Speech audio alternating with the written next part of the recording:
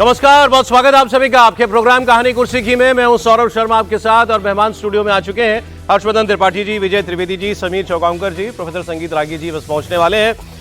आज खबरें जो है वैसे तो बहुत सारी हैं, लेकिन कुछ कल की बात करेंगे हम जो रह गई थी आपके प्रोग्राम में नहीं बात हो पाई थी, क्योंकि राहुल गांधी ने कल चुनाव सुधार पर और SIR पर, वोट चोरी पर, संस्थाओं पर, बीजेपी RSS के कब्जे पर भाषण में अपने बहुत सारी बातें लोकसभा में कही थी। उसका जवाब भी आया था, तो वो बातें ज़रूरी हैं, उसको भी आज हम करेंगे। मैं इससे पहले आपको ये बता दूं कि राहुल जी की अगले विदेश दौरे की तिथियां भी आ चुकी हैं। वो विदेश यात्रा उनकी अगली तय हो गई है और उसमें खास बात यह है कि वो विदेश यात्रा पर जाएंगे जब तो यहां पर संसद का सत्र भी ये चल रहा होगा, मतलब उसके बीच में जा रहे हैं। बीजेपी ने इस पर उनके खिलाफ काफी कुछ कहा है, तो उसकी बात भी हम करेंगे। लेकिन आइए शुरुआत करते हैं राहुल गांधी के कल के भाषण से। राहुल गांधी ने कल के अपने भाषण में शुरुआत की थी खादी से। महात्मा गांधी खादी क्यों पहनते थे? देश जो है वो भी एक कपड़े की तरह है, फैब्रिक की तरह है, उसमें अलग अलग धागे हैं, तमाम तरीके की बातें। कांचीपुरम की साड़ी का भी उसमें जिक्र था, बनारसी साड़ी का भी जिक्र था। भूमिका वो ये बना रहे थे कि जैसे किसी एक कपड़े के अंदर अनेकों अनेक धागे एक दूसरे से पिरोए होते हैं, वैसे ही हमारा देश जो है वो एक फैब्रिक की तरह है, एक कपड़े की तरह है, जिसमें हर धागे की अहमियत है और हर धागा बराबर है। और ऐसे ही हमारे देश में हर व्यक्ति को बराबर वोट का अधिकार मिला हुआ। यहां से उन्होंने वोट चोरी की भूमिका बांधना शुरू की और फिर उसके बाद उन्होंने कहा कि किस तरीके से देश में हर संस्था में अब RSS के आदमियों को बैठाया जा रहा है। वैसे आज इस मौजूदा सत्र का 8वां दिन है और लोकसभा में आज लगातार दूसरे दिन SIR समेत चुनाव सुधार पर चर्चा हो रही है। गृह मंत्री अमित शाह आज लोकसभा में इस चर्चा का समापन करेंगे, तो वो उन सारी बातों का जवाब भी देंगे जो राहुल गांधी ने कही। माना जा रहा है कि इस दौरान अमित शाह राहुल गांधी के हर सवाल का उत्तर देंगे, उन्होंने कल जो लोकसभा में उठाए। राहुल गांधी ने कल चुनाव आयोग की निष्पक्षता पर, सरकार के ऊपर सवाल उठाए। राहुल गांधी ने कल सवाल पूछा था कि आखिर चुनाव आयुक्तों की चयन करने वाली कमेटी में मुख्य न्यायाधीश को क्यों हटा दिया गया, CJI को क्यों हटा दिया गया था। तो राहुल गांधी के इस सवाल पर बीजेपी ने बड़ा प्रहार किया। बीजेपी ने राहुल गांधी की बात को झूठ बताया और झूठ बताते हुए उसे एक्सपोज किया। उन्होंने कहा कि राहुल गांधी हमें यह बता दें कि कांग्रेस की सरकार जब जब रही तो कब और किस चुनाव आयुक्त की नियुक्ति जो है वो चीफ जस्टिस ऑफ इंडिया और नेता प्रतिपक्ष के द्वारा एक कमेटी में उनका चयन किया गया, कैसे होती थी नियुक्ति, ये बता दें। बीजेपी ने राहुल गांधी पर हमला करते हुए कहा कि कांग्रेस सरकार के दौरान चुनाव आयुक्त की नियुक्ति सीधे प्रधानमंत्री करते थे और फिर उदाहरण भी दिए। यूपीए के शासनकाल का जिक्र करते हुए बीजेपी ने कहा कि क्या राहुल गांधी अपने यूपीए शासन को भूल गए हैं? 2005 में सोनिया गांधी ने नवीन चावला को चुनाव आयुक्त नियुक्त किया। सोनिया गांधी के पास क्या अधिकार थे? ऐसे उन्होंने तमाम उदाहरण दिए हैं। राहुल गांधी की बात पहले सुन लेते हैं, फिर बीजेपी का उस पर जवाब सुनेंगे। राहुल गांधी ने कहा था कि RSS ने ED, CBI, चुनाव आयोग, हर संस्था पर कब्जा कर लिया है। सुनिए आप। The project of the RSS was to capture the institutional framework of the country, and I said how the education system has been captured. Vice Chancellor after Vice Chancellor after Vice Chancellor is placed not on merit, not on capability, not on scientific temper, but on the fact that he belongs to a particular organization. Second capture, which helps in destroying democracy, the capture of the intelligence agencies. We have the Home Minister sitting here. The capture of the CBI, of the ED, of the Income Tax Department. The third, capture of the institution that directly controls the election system of our country, the Election Commission. अच्छा, फिर इसके बाद राहुल गांधी जब चुनाव आयोग पर आए तो चुनाव आयोग पर बात करते करते उन्होंने चुनाव आयुक्तों को धमकी भी दी। पहले भी वो कह चुके हैं, कल तो उन्होंने संसद में खड़े होकर के ये कहा कि ये मत सोचना कि इस सरकार ने तुम्हें इम्यूनिटी दे दी है, चुनाव आयुक्तों के खिलाफ कोई अदालत नहीं जा सकता है, तो ऐसा हमेशा रहेगा। एक दिन हम सत्ता में आएंगे और हम कानून बदलेंगे और हम जो कानून बताएंगे वो रेट्रोस्पेक्टिव कानून बनाएंगे। मतलब पहले के चुनाव आयुक्तों ने, आज के चुनाव आयुक्तों ने जो कुछ भी किया है उस सब का हिसाब किया जाएगा। What does electoral reform require? What we've been saying. Number one, give machine readable voter lists to all political parties 1 month before the election. That's the first step. The second step is take back the law that allows the destruction of CCTV footage. Very simple, not difficult. While you're doing that, also tell us what is the architecture of the EVM. Give us access to the EVM. Let our experts go and see what is inside the EVM. Till today, we have not had access to the EVM. We are not shown the architecture of the EVM. We're not physically allowed to go and see an EVM. And finally, please change the law that allows the election commissioner to get away with whatever he wants to do. और इसी के बाद आगे उन्होंने ये कहा कि हम जब आएंगे तो कानून बनाएंगे और फिर सबका हिसाब करेंगे। बहरहाल, वैसे निशिकांत दुबे जो है वो गांधी परिवार पर बहुत फोकस्ड बातें करते हैं, बीजेपी के जो सांसद हैं झारखंड से, और कल भी उन्होंने राहुल गांधी के भाषण के बाद उन्हीं के जिम्मा दिया गया जवाब देने का। तो फिर उन्होंने जहां जो जिन संस्थाओं का जिक्र राहुल गांधी ने किया कि ये सरकार उन सब में अपने लोग बैठा रही है, उनको खत्म कर रही है, फिर चाहे वो जुडिशरी हो, मीडिया की बात वो कर रहे हो, जांच एजेंसियों की बात कर रहे हो, सीबीआई, ईडी, इनकम टैक्स या ब्यूरोक्रेसी में अलग अलग जगहों पर संघ के लोगों को बैठाना, वाइस चांसलर की नियुक्ति जिस तरीके से होती है और इलेक्शन कमीशन की नियुक्ति जिस तरीके से होती है, निशिकांत दुबे ने एक एक संस्था के बारे में देश के अंदर क्या क्या उनके साथ होता रहा, कांग्रेस की सरकारों ने और कांग्रेस के प्रधानमंत्रियों ने क्या क्या किया, बड़ी डिटेल में उसका जवाब दिया। सुनिए। इस संविधान में 121 बार राष्ट्रपति महोदय का जिक्र है। आपको आश्चर्य होगा कि एक संशोधन के माध्यम से राष्ट्रपति के सारे अधिकार को कांग्रेस ने खत्म कर दिया।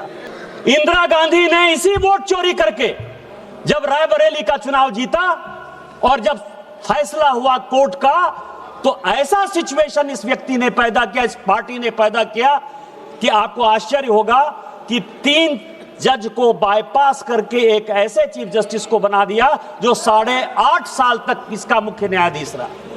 यूपीएससी जैसी संस्था, और यह पूरे सदन को जानने वाली बात है, यूपीएससी जैसी संस्था जो आईएएस और आईपीएस और ऑल इंडिया सर्विसेज को पैदा करती है, कांग्रेस का एक कार्यकर्ता बटुक सिंह 10 साल तक यूपीएससी का चेयरमैन रहा।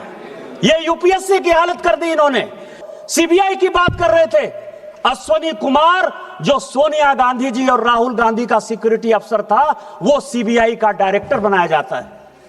रंजीत सिन्हा जो कांग्रेस के अहमद पटेल के यहां रोज बैठता था और जिसकी डायरी पकड़ाई कि उसने कांग्रेस के कितने नेता कब कहां गए, उसको सीबीआई का डायरेक्टर बना देता। कौन सी बात कर रहे हो यार? सीबीआई का यही हाल, आईबी का यही हाल।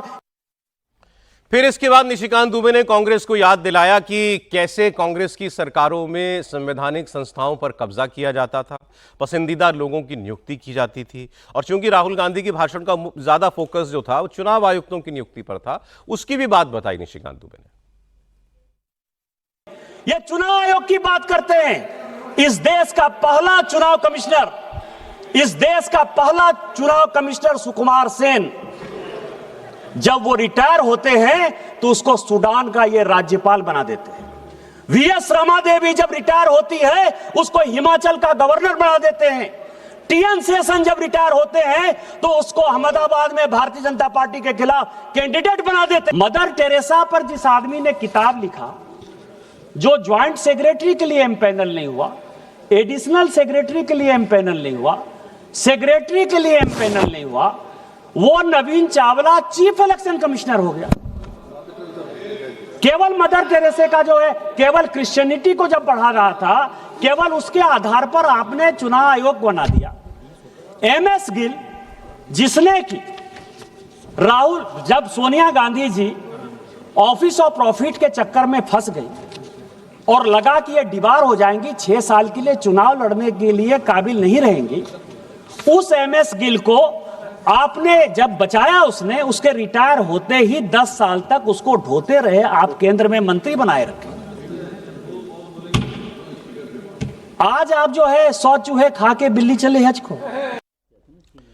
चुनाव आयुक्तों की बात कर रहे थे तो फिर आगे उन्होंने एक नाम और लिया, उन्होंने टीएन शेषन का जिक्र किया। अब जितने चुनाव आयुक्त देश में हुए हैं, चुनाव आयुक्त, उनमें सेलिब्रिटी स्टेटस किसी का है तो वो टीएन शेषन का है। उन्होंने कहा उन टीएन शेषन को भी आपने कांग्रेस का टिकट दे दिया रिटायरमेंट के बाद और अडवाणी जी के खिलाफ उनसे चुनाव लड़ा। अब ये बहस नहीं, बड़ी अच्छी बहस है। और बहुत अच्छा हुआ कि राहुल गांधी ने ये मुद्दे उठाए और उसका जवाब, जहां जिस मंच से उन्होंने उठाए सवाल, वहीं से उसका जवाब भी आया पार्लियामेंट के अंदर से। क्या देश के अंदर हमारी ये संवैधानिक संस्थाएं कभी वाकई में पूरी तरीके से आजाद रहीं, या जिसकी सरकार रही उसने जैसे चाहा इनको चलाया, या आज जो खास तौर पर पिछले 11.5 वर्षों से सरकार नरेंद्र मोदी की देश में चल रही है वो ज्यादा इनके ऊपर प्रहार कर रही है? इसी सरकार ने इन संवैधानिक संस्थाओं को कमजोर करने का काम किया। इससे पहले तो सब कुछ बहुत अच्छा चलता था। त्रिपाठी जी। नहीं, अभी निशिकांत जी ने तो लगभग सारी बातें बता दी, लेकिन उन्हीं की कई बातें हों कि मैं तफ्तीश करने लगा तो एन राय साहब के वो 3 जजों को एक तरह से कहें कि बाईपास करके उनकी सीनियरिटी को इग्नोर करके वो बनाया था, वो तो अलग बात है। लेकिन रोचक बात देश को जानना चाहिए कि जब जनता पार्टी की सरकार आई, उन्होंने फिर से सीनियरिटी के आधार पर सीजीआई बनाना शुरू किया। इंदिरा जी पुनः 1980 में लौटी तो पहला काम आते ही क्या किया, फिर से सीनियरिटी को बाईपास कर दिया। यानी उनको देश के संविधान, देश की व्यवस्था में कतई कोई भरोसा नहीं था। हम शासक हैं, जैसे राजा, जैसे एक समय में चलता था ना राजशाही, तो लोकशाही के आवरण में गांधी परिवार ने राजशाही चलाई। और सच बात यह है कि राहुल गांधी में तो कई बार समझ नहीं पाता। जैसे एक बात वो कह रहे थे कि चुनाव सुधार करें। आपको चुनाव सुधार में कहीं भी एक शब्द सुनाई दिया क्या कि भाई फंड कैसे आएगा, चुनाव महंगा होता जा रहा है, पार्टी प्रत्याशी कैसे लड़ेंगे? इसकी चर्चा इस पूरी डिबेट में दिखी नहीं। मैंने कोशिश किया सुनने को। हाँ, वो ये जरूर कहे बैलेट से करा दो। तो लूट, हिंसा, हत्या, दुनिया भर के कुकर्मों का जो एक प्रतीक था बैलेट वाला चुनाव, वो कराना है उनको। वरना सोचिए, जो राहुल गांधी प्रेस कॉन्फ्रेंस हुई थी और उन्होंने कहा कि देखिए ये सरकार कितनी तानाशाही है, इनकम टैक्स से हमारा खाता फ्रीज करा दिया है, 1 रुपया हमारे पास बचा नहीं कि हम चुनाव लड़ पाए। और जब चुनाव सुधार पर बहस हो रही संसद में, तो चुनाव सुधार में फंडिंग की कोई बात ही नहीं। वो कह रहे हैं हमें मशीन रीडेबल वोटर लिस्ट दे दी जाए, फुटेज दे दिया जाए। लेकिन भाई बिहार चुनाव के बाद 45 दिन के भीतर आप क्यों नहीं जा सकते उसको चैलेंज करने के लिए? यानी हम ये कह रहे हैं पहले हो जान दो, खत्म हो जान दो। जब डेट खत्म हो जाएगी तो हम कहेंगे कि ये डेट अच्छा इतनी तारीख तक थी, 10 दिन और क्यों नहीं बढ़ा सकते थे? बड़ी तानाशाही है संस्था भाई। कुछ इस तरह के अंदाज में राहुल गांधी बात कर रहे हैं। और अगर उसको इसीलिए देखिए, उनकी बात का प्रभाव देश की जनता पर नहीं। उन्होंने 2-3 मांगे की हैं चुनाव सुधार से जुड़ी हुई। पहला, उन्होंने कहा कि ये जो मशीन रीडेबल वोटर लिस्ट होती है हमको पहले मिले पॉलिटिकल पार्टियों को, जिसकी में बार बार वो कह रहे हैं कि हमको इतने महीने लगे। जब वो लेके आते हैं ना 8-8 फुट का वो पुलिंदा लेके आते हैं, 6-6 फुट का कागजों का कह रहे हैं ये काम हम 30 मिनट में कर सकते थे, लेकिन कंप्यूटर रीडेबल मिलता नहीं है हमको लिस्ट। फिर उन्होंने कहा कि ये सीसीटीवी फुटेज का जो डिस्ट्रॉय करने का नियम बना दिया पोलिंग बूथ का इलेक्शन कमीशन ने, इसको वापस लो। फिर उन्होंने कहा ईवीएम का आर्किटेक्चर बताओ चाहिए। मैंने पहली बार सुना ईवीएम में गड़बड़, ये तो अब कांग्रेसियों ने भी कहना बंद कर दिया था, क्योंकि अब एसआईआर पर बोलते हैं, वोटर लिस्ट पर बोलते हैं। उन्होंने कहा ईवीएम का आर्किटेक्चर हमको बताइए, ये कैसे बनती है, इंजीनियरिंग बताइए इसकी, ताकि हम बता सकें कि ये फूल प्रूफ है या नहीं है। फिर उन्होंने कहा कि ये जो स्क्रूटनी नहीं हो सकती या चैलेंज नहीं किए जा सकते इलेक्शन कमीशन के फैसले, उसको वापस लीजिए। नहीं, एक तो ये कि जब तीनों सुधार जिनको आप कह रहे हैं, वो मैंने कहा ना मशीन रीडेबल वोटर लिस्ट चाहिए उनको। और मेरी समझ में नहीं आता कि 6-8 महीने, साल भर तैयारी के बाद वो एक भी ऐसा मामला नहीं निकाल पाए जो सचमुच टिकता। वो ऐसा लेके आते हैं कि एक जगह से दूसरी जगह चला गया, जिसको हम एनोमलीज कहते हैं, जिसको हम कहते हैं कुछ गड़बड़ हो गई है, उसको कहते हैं कि वोट चोरी हो गई। तो दोनों का अंतर है। फिर जब वो कहते हैं इसका आर्किटेक्चर चाहिए, भाई इसका आर्किटेक्चर अगर हर व्यक्ति को इस तरह से ओपनली बताया जाएगा तो ये तो जाहिर है कि उसका नुकसान होगा।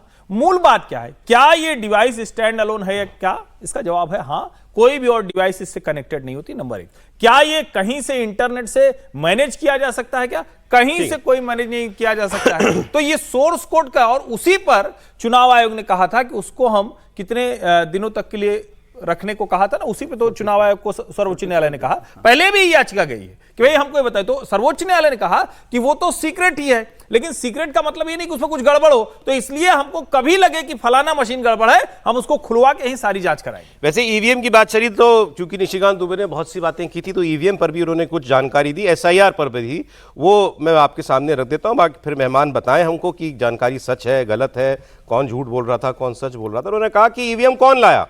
1987 में ईवीएम को पायलट प्रोजेक्ट के तौर पर शुरू किया राजीव गांधी ने।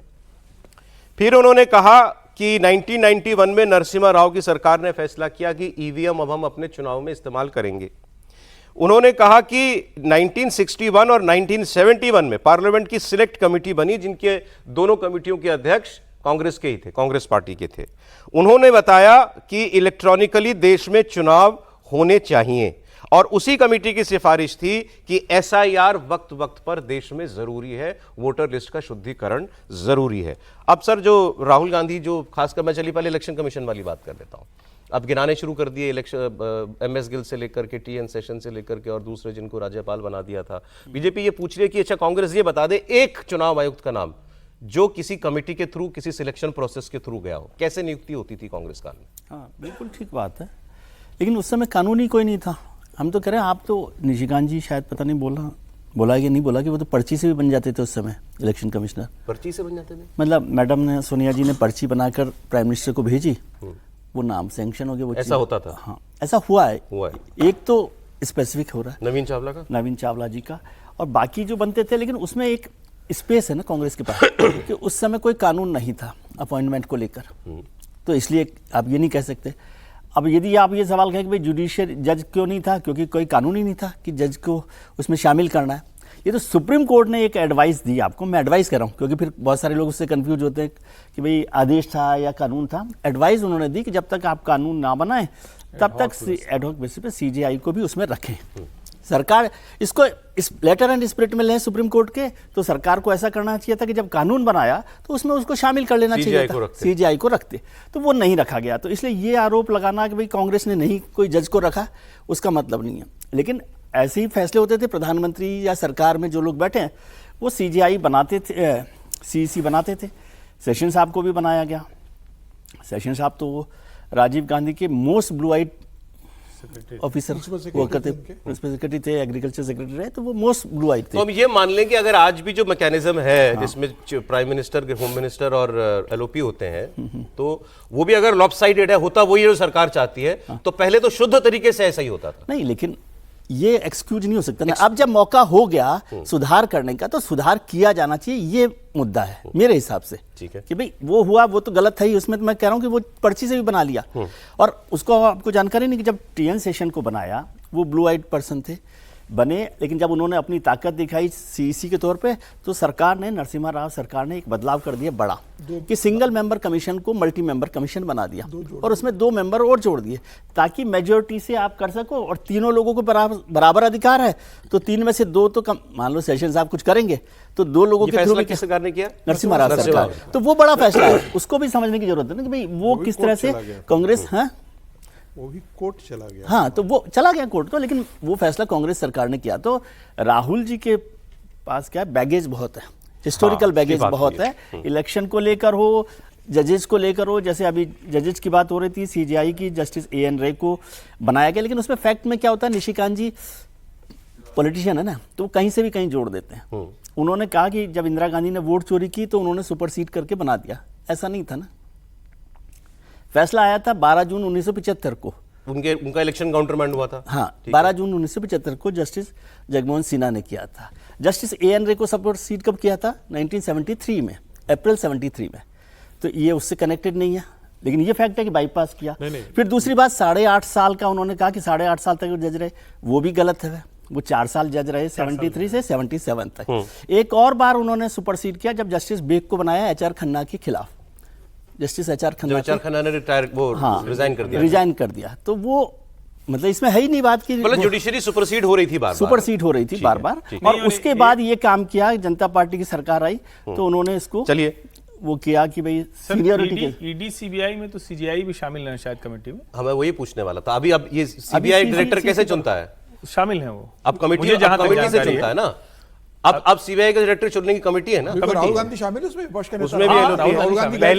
पहले कैसे चुना जाता था? अभी भी डायरेक्ट सरकार जिसका नाम तय करती चुना जाता था, सीधी अपॉइंटमेंट होती थी, बिल्कुल सीधे अपॉइंटमेंट होता था। आज फिर कमेटी है, बिल्कुल ठीक है, विपक्ष का नेता आता है। सर का आर्गुमेंट ये है, सर जो कह रहे हैं, चलिए पहले तो गलत होता ही था, आपने जब उसमें कुछ सुधार किया, आपने अगर उसके लिए कोई लॉ बनाया, कोई प्रोविजन बेटर बना सकते हो ना, तो वो निष्पक्ष न्यूट्रल प्रोविजन होना चाहिए था।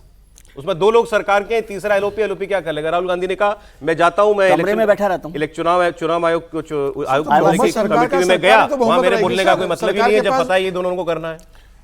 इसका मतलब ये है, पहली बात तो कि जब हम संविधान के बारे में बात करते हैं तो संविधान के लेटर एंड स्पिरिट के बारे में बात करते हैं और संविधान के आर्टिकल 324 के बारे में भी बात कर रहे हैं। संविधान की धारा क्या कहती है? कोई कमेटी बनाने की बात करती है क्या? संविधान कहती है क्या कि एक कमेटी बनेगी जो इस प्रकार से चीफ इलेक्शन कमिश्नर की अपॉइंटमेंट करेगा? संविधान ने बताता है क्या? संविधान नहीं बताता है। कॉलेजियम सिस्टम संविधान ने बताया था क्या? ये जुडिशियरी कोएलिशन एरा के समय असर्टिव रोल प्ले करना शुरू किया। जब सरकारें एग्जीक्यूटिव कमजोर हुई तो जुडिशरी ने अपना दादागिरी दिखाया और कहा कि भाई एडवाइस जो है कहीं पर डायरेक्टिव हो सकता है क्या कि ऐसे ही अपॉइंटमेंट करोगे? तो कॉलेजियम सिस्टम उन्होंने डिवाइस कर दिया। फिर क्या हुआ?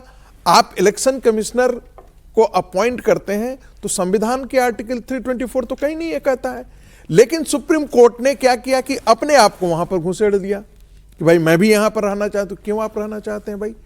पहले से तो कभी सुप्रीम कोर्ट ने नहीं कहा था। पहले तो कानून में नहीं था। नहीं, पहले तो होता ही नहीं था, आज भी नहीं है। मैं फिर आपसे कह रहा हूं, अब जो है सुप्रीम कोर्ट के डायरेक्टिव के बाद सुप्रीम कोर्ट ने कहा, एडवाइस दिया कि जब तक नहीं आप एक कानून बनाते हैं तो हम उसमें चीफ जस्टिस को भी रख लीजिए। सरकार ने कानून बनाया। अब क्या आप चाहते हैं कि सरकार जो है वो विपक्ष के 2 मेंबर रख देता और 2 ये रख देता? आप सीजीआई को विपक्ष क्यों मान रहे हैं? मैं सीजीआई को विपक्ष में मैं नहीं कह रहा हूं। मान लेते हैं कि 2 अपोजिशन के मेंबर को रख देता और 2 पॉलिटिकल जो सरकार की तरफ से होते हैं और कंसल्टेंट यही कमेटी बन जाती, तो क्या ये निर्णय हो जाता? 2 विपक्ष का यदि हो जाता और 1 यदि प्रधानमंत्री होते तब क्या ये तरीके से हो जाता? और आज के दिन में जुडिशियरी कौन सी दूध की धुली हुई है भाई?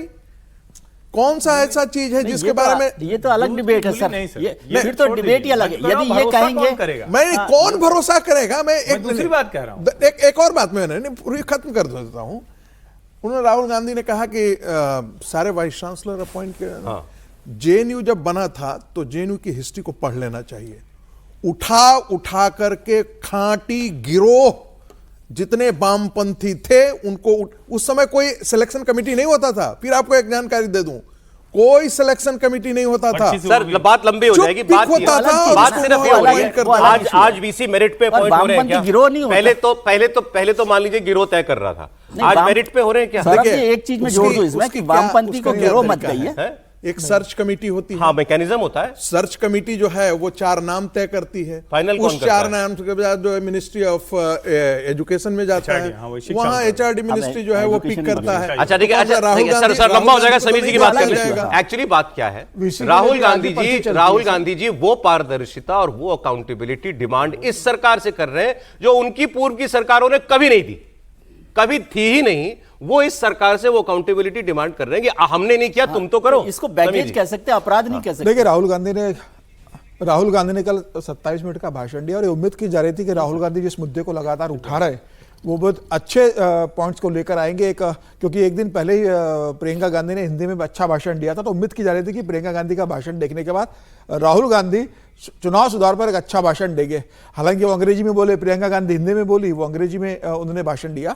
लेकिन मुझे लगता है कि राहुल गांधी को जब चुनाव सुधार पर बोलना था तो राहुल गांधी को पहले इतिहास का जिक्र करते हुए इस बात के लिए माफी मांगनी थी कि भाई कांग्रेस के समय जो हुआ है उससे मैं सहमत नहीं हूं। जिस तरीके से कांग्रेस के समय नियुक्तियां हुई है, वो चुनाव आयोग की नियुक्ति हुई, तमाम तरह के सीबीआई डायरेक्टर की नियुक्ति हुई, मैं उससे सहमत नहीं हूं। हमारी पूर्व की सरकारों ने गलत किया था, इसलिए मुझे लगता है कि अब वक्त आ गया कि चुनाव सुधार और नियुक्तियों के अंदर पारदर्शिता हो। राहुल गांधी अगर ये खुले में स्वीकार करते कि कांग्रेस के समय जिस तरह से नियुक्तियां होती थी उसके लिए मैं शर्मिंदा हूं और अब सरकार इसके लिए कोई एक अच्छा सिस्टम बनाए, तो मुझे लगता है कि उसकी बात को माना जाता है कि उनका प्रयास ईमानदार है।